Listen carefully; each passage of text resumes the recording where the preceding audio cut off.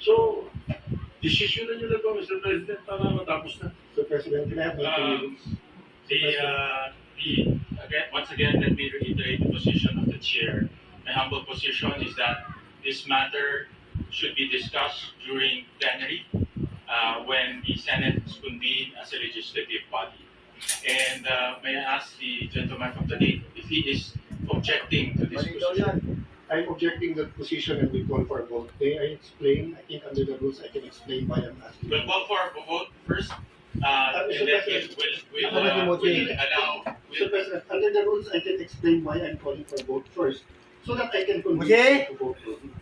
No, under the rules, Sa taas. there's an Hintay mong objection. bumaba. The vote will proceed without any explanation, Mr. President, and after that, we will allow the gentleman from the gate to explain his vote. Mr. President, We call for Mr. a division of the House.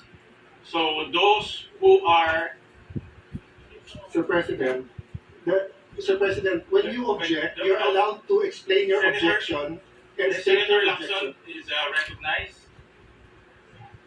Thank you. Your Honors, pursuant to Rule 2, Dali.